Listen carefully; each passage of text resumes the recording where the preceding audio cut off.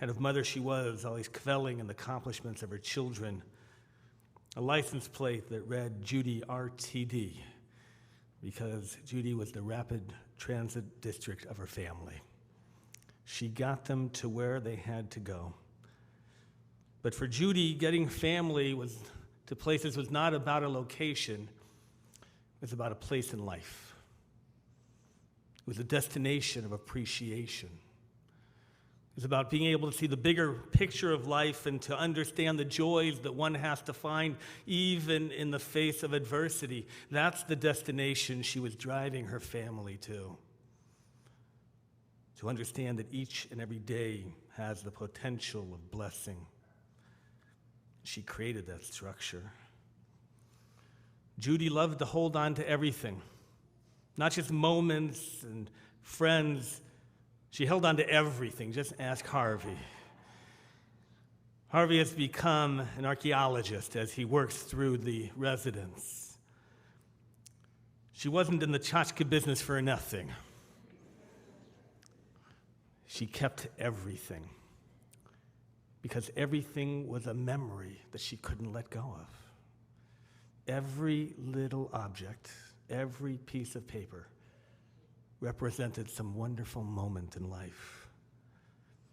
And to know Judy is to know that even the difficult moments for her were wonderful moments because she was alive and she had family and she could appreciate that. She loved her children. You've heard about that love. Her grandchildren and the projects that she would always have for them whenever they came together, some project to do. Something fun to do with Grandma J. Because life was about doing. It wasn't about being, not about being a pedestrian. It's about being an active participant. And no one was more active than Judy. Just ask the family about a birthday, and they could choose the menu. From entree to dessert, whatever they wanted, Judy would make it for them. She loved the arts, museums, and opera, Broadway shows. She would take whomever was willing to go with her on these expeditions. And yet, on the other hand, to know Judy is to know that she loved Monday Night Football. And to ever have seen her in front of that television is to know that she could be colorful with her language.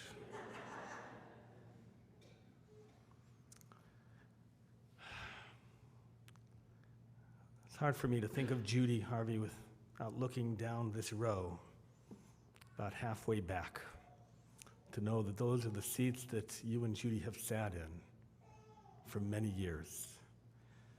And every time I walked by that seat, Judy on the end always, I remember her coming through to say hello to me. She would come right by you and make sure to say hello. And I always marveled at what a pistol she was. And then in the latter years, every time she came to that aisle to say hello, I was amazed that as she continued to lose weight, as she got thinner and thinner, that anyone could be so thin.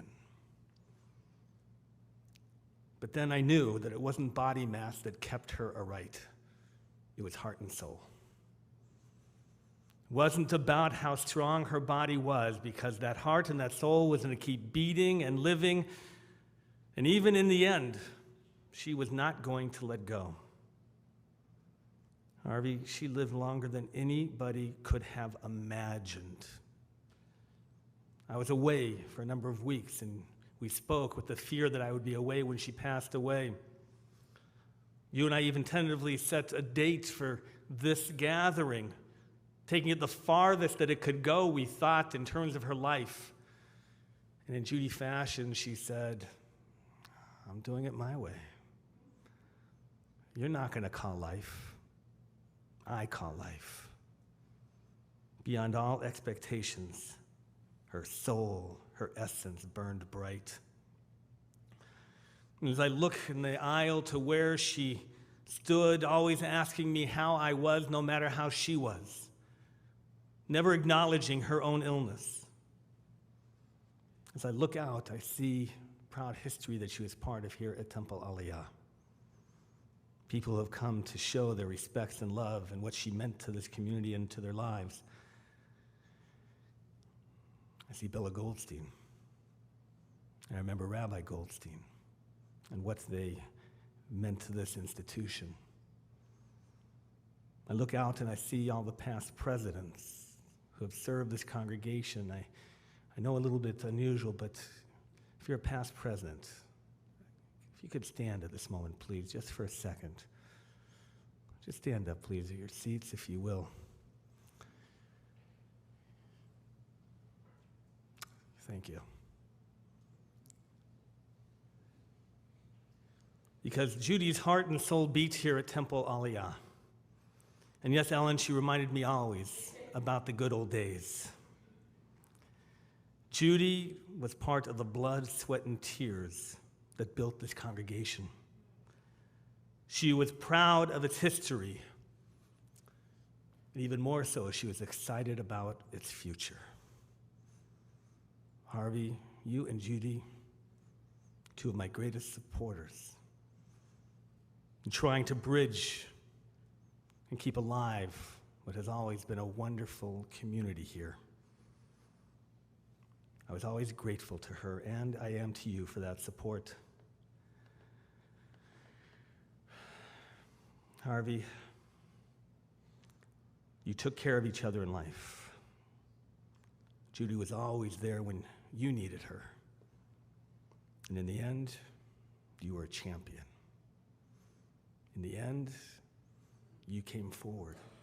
No questions, no sense of obligation, but only of love. Whether driving her to Knott's Berry Farm or taking her to the doctors, and there were many, visiting her in the convalescent facility, being in the hospital with her. Harvey, your love was undying. But it didn't take these last months for her to know that. You know that. The love you shared was remarkable. Judy never complained. And just when you thought she couldn't take any more, somehow she did. You heard about her interest in medicine, convinced that she was a doctor in a former life. I learned that whenever possible, and undergoing any surgery, if she could possibly be awake for it, that was her preferred condition. That was her fascination with the human body. When it came to clinical trials, from her standpoint, it was an obligation to be part of them. Now, it's unusual in the Jewish tradition to donate a body to science. We're reluctant to do that. Our tradition is to return it to the ground and to the source of life from which the body came. But for Judy, this is a mitzvah. Judy's life was dedicated to helping others. And her body now becomes part of that great source of comfort and learning in life.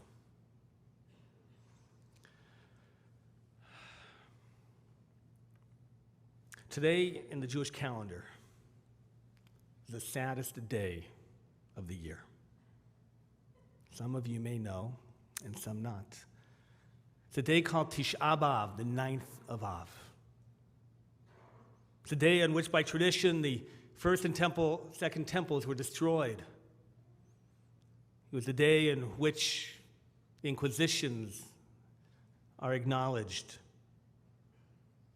Great Jewish tragedy. However, you commented about my not shaving today, and it's because of Tisha B'Av. And yesterday morning from this bema, I spoke about the difference between the morning of Tisha B'Av, the grieving that we have, culminating today in a fast day, and the difference that we have from Shiva,